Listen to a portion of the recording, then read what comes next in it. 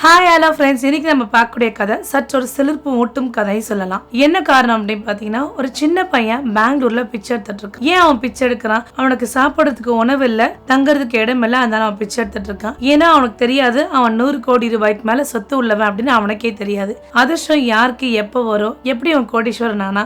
வாங்க இந்த கதையை விரிவாக பார்க்கலாம். கொல்கட்டாவை சேர்ந்தவர் அச்சுத் பிரசாத் ஒரு பெரிய துணி கடை வியாபாரம் பண்ணிட்டு இருக்காரு. அச்சுத் பிரசாதோட தம்பியும் அச்சுத் பிரசாத் தான் பார்த்துட்டு இருக்காங்க கடையை. அச்சுத் பிரசாத்க்கு ஒரு நாளைக்கு 100 கோடி ரூபாய்க்கு மேல வருமானம் வந்துட்டு இருக்கு. ஏன்னா ஹோல்சேல் பண்ணிட்டு இருக்காங்க, ரீட்டைல் பண்ணிட்டு இருக்காங்க, எக்ஸ்போர்ட் பண்ணிட்டு இருக்காங்க, இம்போர்ட் பண்ணிட்டு இருக்காங்க. இப்படி பலவிதமான பிசினஸ் அச்சுத் பிரசாத் பண்ணிட்டு இருக்காரு. தான் தம்பியும் அவரு மட்டும் தான் சேர்ந்து பண்ணிட்டு இருக்காங்க. பிசினஸ் ரொம்ப நல்லாவே போயிட்டு இருக்கு. பிசினஸ்ல என்ன லாபம் என்ன நஷ்டம் ஏதுன்னு தான் மனைவி கிட்டயும் தான் குழந்தைகிட்டயும் சொல்ல மாட்டாரு.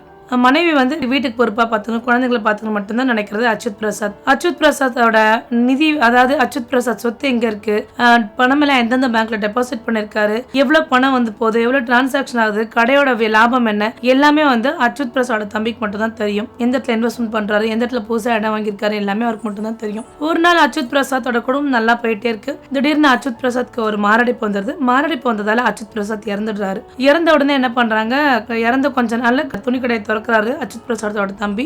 அப்ப அச்சுத் பிரசாத்தோட மனைவி கமலாட்சி மச்சனர்கிட்ட கேக்குறாங்க, தம்பி இந்த மாதிரி குழந்தை சந்திரராஜா இருக்கான், நான் ஸ்கூலுக்கு அனுப்பல, ஸ்கூல் ஃபீஸ் கட்டணும், அண்ணன் பணம் எல்லாம் எங்க போட்டிருக்காரு, எது போட்டிருக்காரு ஏதாவது தெரியுமா அப்படின்னு சொல்றாங்க. தெரியும் அண்ணி, ஆனா நீங்க போய் இந்த டாக்குமெண்ட் எல்லாம் வாங்கிட்டு வாங்க, அப்பதான் இந்த டாக்குமெண்ட் நீங்க கையெழுத்து போட்டு கொடுத்தா அவங்க பணம் எல்லாம் தருவாங்க அப்படின்றாரு. ஏன்னா கமலாட்சி படிக்காதவங்க, அவங்களுக்கு எந்த கல்வி அறிவு எதுவும் இல்லாதனால என்ன பண்றாங்க, டாக்குமெண்ட் வாங்கி கொடுக்குறாங்க, கையெழுத்தெல்லாம் போட்டுடுறாங்க. கையெழுத்தெல்லாம் போட்டோன்னே என்ன பண்றான் அச்சுத் பிரசாத்தோட தம்பி அச்சுத் என்ன பண்றான், உனக்கு அண்ணன் பணம் கேக்குதா, உனக்கு ஒரு சல்லி பைசா கூட தரமாட்டேன், முதல்ல நீயும் பையனை வீட்டு விட்டு வெளியே போகணும், வீட்டு விட்டு வெளியே அமைச்சிடுறாங்க. கமலாட்சிக்கு ஒரே அதிர்ச்சி, என்னடா நம்ம கையில தான் தினமும் சாப்பாடு போட்டு சாப்பிட்டுட்டு இருக்கான், இவன் திடீர்னு இப்படி செஞ்சுட்டானே அப்படின்னு அதிர்ச்சி. ஏன்னா கமலாட்சிக்கு பெரிய கல்வி அறிவு இல்லாதனால அவனை சீக்கிரமா ஏமாத்திட்டான். அதாவது கமலாட்சிக்கு பேர்ல தான் இல்ல சொத்து வாங்கியிருக்காரு, அண்ணி பேர்ல தான் இல்ல சொத்து இருக்கு, அதாவது தான் இறந்ததுக்கு அப்புறம் தான் சொத்து தான் மனைவிக்கும் குழந்தைக்கும் மாதிரிதான் எழுதியிருக்காரு அவர். ஏன்னா கமலாட்சி பேர்ல உள்ள சொத்து எல்லாமே என்ன பண்றது, வாங்குற மாதிரி, அதாவது இவங்க கமலாட்சி நிரஞ்சனுக்கு எழுதி கொடுத்த மாதிரி எழுதி கொடுத்து வாங்கிடுறான். கமலாட்சுமிக்கு இந்த வலி வேதனை தாங்கவே முடியல.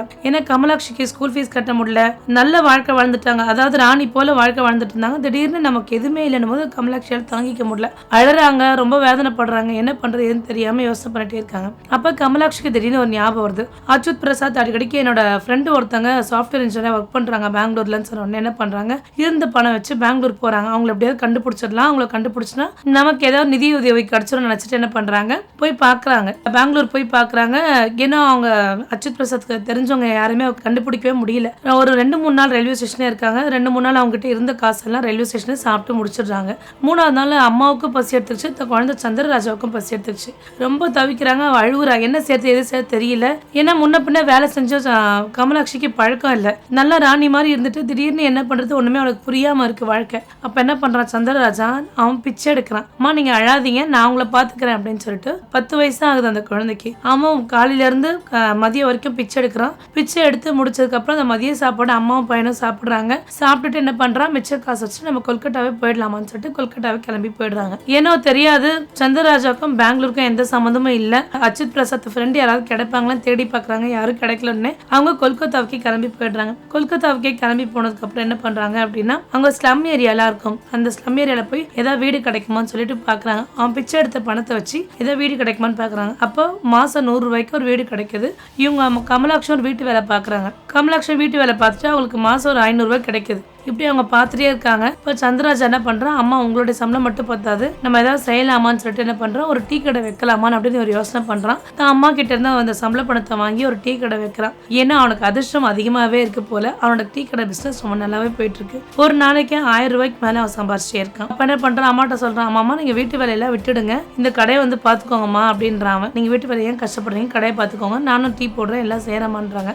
அப்ப கமலாட்சி என்ன சொல்றாங்க, இல்ல தம்பி படிப்பு வாழ்க்கையில ரொம்ப முக்கியம், இன்னைக்கு நான் படிக்காம முட்டாளாவே இருந்தவே தான் உங்க சித்தப்பா என்ன ஏமாத்திட்டான், அதனால கண்டிப்பா படிப்பு முக்கியம், நான் உன்னை ஏதாவது ஸ்கூல்ல சேர்த்து விடுறேன்னு சொல்லிட்டு 2 பேரும் அம்மாவும் பிள்ளையும் பேசிட்டு இருக்காங்க. பேசிட்டே இருக்கும்போது திடீர்னு ஒரு அனௌன்ஸ்மெண்ட் கிடைக்குது. இங்க ஒரு 33 வயசு அம்மாவும் ஒரு 10 வயசு குழந்தையும் பாத்தீங்களான்னு சொல்லிட்டு போலீஸ் என்கொயரி பண்றாங்க.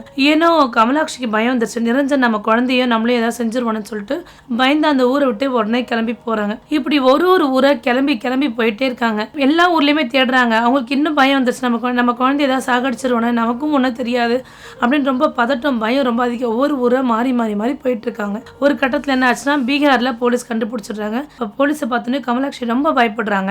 ஐயோ பயப்படாதீங்க, நான் உங்களை எதுவும் செய்யலை, உங்களை கைது செய்யலாம் இது பண்ணல, ஒரு பில்லியனர் வந்து உங்களை தேட சொல்லியிருந்தாங்க, அதனால தான் உங்களை தேடுறோம், அவர் துபாயில இருந்து வந்திருக்காரு அப்படின்றாங்க. பில்லியனரா? நமக்கு யார் பில்லியனர் நம்மளை தேடி வர போறாங்க? நமக்கு சாப்பிட்றதுக்கே வழி இல்லாமல் இருக்கும், தங்கறதுக்கு இடம் இல்லாமல் இருக்கும், நம்மளை தேடி ஒரு பில்லியனர் அப்படின்னு சொல்லிட்டு போறாங்க. போய் பார்க்குறாங்க, பில்லியனர் வேற யாரும் கிடையாது, அச்சுத் பிரசாத்தோட அப்பா அச்சுத் முகுந்தன் ஆகுது. அப்புறம் வந்த உடனே யார் நீங்க அப்படின்னு கேட்குறா. இல்லம்மா நான் வந்து அச்சுத் பிரசாத்தோட அப்பா, எனக்கும் என் பிள்ளைங்களுக்கும் சொத்து விவகாரத்தினால நான் வந்து பிள்ளைங்கள்லாம் வேண்டாம்னு சொல்லிட்டு ஒரு கட்டத்தில் நான் துபாய்க்கு போயிட்டேன். துபாய்க்கு போய் நான் தனியாக சம்பாதிக்க ஆரம்பித்தேன். இந்தியா வந்ததுக்கு கொல்கட்டா வந்ததுக்கு அப்புறம் தான் எனக்கு தெரிஞ்சது இந்த மாதிரி அச்சுத் பிரசாத் இறந்துட்டான். அச்சுத் நிரஞ்சன் வந்து உங்ககிட்ட இருந்த சொத்தெல்லாம் வாங்கிட்டு உங்களை வெளியே அனுப்பிச்சிட்டேன் நான் நினச்சேன். 2 வருஷமா நீங்கள் ரொம்ப கஷ்டப்பட்டீங்க நான் கேள்விப்பட்டேன், அதனால தான் உங்களை தேடி கண்டுபிடிக்கிறது நான் போலீஸில் கம்ப்ளைண்ட் கொடுத்தேன் அப்படின்றாரு. அப்போ இதெல்லாம் கேட்டுட்டு ஒரே சந்தோஷமாயிடுது. நான் சில பிரச்சனை நான் வெளிநாட்டுக்கு போயிட்டேன், நீ எதுவும் வருத்தப்படாத, அச்சுத் நிரஞ்சனை நான் கைது பண்ண சொல்லிட்டேன். ஏன்னா ஒரு அண்ணன் வந்து எல்லா சொத்தும் தான் தம்பி எதுவாக இருந்தாலும் பார்த்துப்பான்ற ஒரு நம்பிக்கையில் தான் சொல்லிட்டு போனான். ஆனால் அச்சுத் நிரஞ்சன் அவனோட கடமை இதை செய்யலை. அவன் நல்லா சந்தோஷமா வாழணும்னு நினைச்சான். அவன் சந்தோஷமா வாழ்றது மட்டும் இல்லாமல் உங்களை ரொம்ப கீழே அடிமட்டத்தை தள்ளிட்டான். அதனால அவன் தண்டனை கண்டிப்பாக அனுபவிக்கணும். நீங்க 2 வருஷமா பட்ட கஷ்டத்தை அவன் இனிமேல் அதிகமாகவே படுவான் அப்படின்னு சொல்லிட்டு மருமகள்கிட்ட சொல்றாரு. அப்ப ரொம்ப சந்தோஷப்படுற மருமக. ஏன்னா நம்ம வந்து வாழ்க்கை ரொம்ப ஐஃபியான ஒரு லைஃப் வாழ்ந்துட்டு திடீர்னு லோவான லெவலுக்கும் போயிட்டோம். எப்படி வாழ்க்கை வாழ போறோம், அந்த குழந்தைய வச்சு எப்படி காப்பாற்ற போறோம்னு ஒரு பயத்துல இருந்த கமலாட்சிக்கு மாமனார் வந்தது ஒரு பெரிய சந்தோஷத்தை கொடுக்குது. அப்ப என்ன பண்றா, மாமனார்ட்ட சொல்றா, சரிம்மா நான் சொத்தெல்லாம் வாங்கி கொடுத்து நான் கிளம்புறேன் அப்படின்றாரு. இல்ல மாமா நான் எல்லா சொத்தையும் வித்துட்டு நானும் உங்க கூட வந்துடுறேன் அப்படின்னு சொல்றேன். சரிம்மா சரி உன்னோட இஷ்டம் அப்படின்றாரு. அப்ப அங்க இருக்க எல்லா சொத்தையும் வித்துட்டா 60 கோடி ரூபாய் சொத்து இருக்கு. அச்சுத் பிரசாத் தன்னோட மனைவிக்கும் தன் குழந்தைக்கும் சேர்த்து வச்சுட்டு போயிருக்காரு.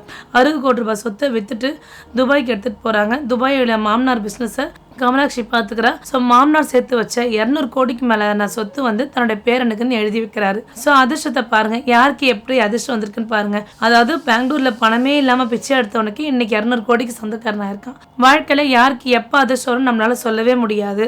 என்ன ஒரு விஷயம்னா அச்சுத் பிரசாத் கணவராகவும் சரி தந்தையாவும் சரி ஒரு சில தப்புகள் செஞ்சிருக்காரு. தன் மனைவிக்கு அங்க என்ன நடக்குது, சொத்து எவ்வளவு இருக்கு, கஷ்ட நஷ்டங்கள் எல்லாத்தையுமே தன் மனைவி கிட்ட அவர் ஷேர் பண்ணிருக்கணும். ஏன்னா கமலாட்சி படிக்காதவங்களா இருந்தாலும் சின்ன சின்ன விஷயங்களை சொல்லி கொடுத்துருக்கணும். அவங்க ஒரு அறியாமையில கையெழுத்து போட்டு தன்னுடைய சொத்தை விட்டுட்டு 2 வருஷம் கஷ்டப்பட்டிருக்காங்க.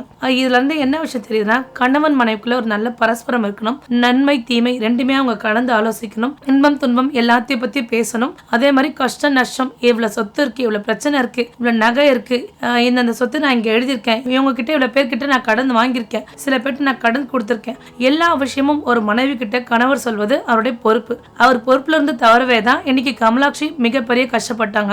ஏன்னா தவறுனாலும் மாமனார் அவங்கள காப்பாத்தி விட்டுட்டாங்க. ஏன்னா அச்சுத் பிரசாத் பண்ண புண்ணியம் தன்னோட மனைவியும் தன் குழந்தையும் காப்பாத்திருக்கு. சோ எல்லா கணவன் மனைவி விட்டு சொல்ற ஒரே விஷயம் தான், நன்மையா இருக்கட்டும் தீமையா இருக்கட்டும் கணவரோட ஆலோசிச்சு பண்ணுங்க. ஒரு பணம் கொடுக்கல் வாங்கலா இருந்தாலும் கணவர்கிட்ட ஆலோசனை பண்ணுங்க. அதே மாதிரி கணவரா இருக்கட்டும் மனைவி கிட்ட ஆலோசனை பண்ணி எல்லா விஷயம் பண்ணுங்க. என்னென்ன சொத்து இருக்கு, பணம் எங்க இருக்கு, எவ்வளவு டெபாசிட்னு எல்லாமே மனைவி கிட்ட சொல்றது நல்லது. ஏன்னா வாழ்க்கை வந்து எதிர்பார்க்க கூடியாத ஒரு விஷயம். இன்னைக்கு நம்ம உயிரோடு இருப்போம், இந்த நொடி நம்ம உயிரோடு இருப்போம், அடுத்த நொடி நம்ம உயிரோடு இருப்போமா இல்லையான்னு நமக்கே தெரியாது. அதனால நிரந்தரம் இல்லாத வாழ்க்கையில எதையும் யார்ட்டையும் மறைக்காம இதுதான் உண்மை, இவ்வளவுதான் இருக்கு, பிரச்சனைகளா இருக்கட்டும் நன்மையா இருக்கட்டும் தீமையா இருக்கட்டும் எல்லாத்தையும் சொல்லி பழகிட்டோம்னா அவங்க அதுக்கேற்ற மாதிரி வாழ பழகிப்பாங்க. இந்த வீடியோ உங்களுக்கு பிடிச்சிருந்தா லைக் பண்ணுங்க, ஷேர் பண்ணுங்க, கமெண்ட் பண்ணுங்க. மீண்டும் ஒரு நல்ல வீடியோவில் சந்திக்கிறேன். Bye by.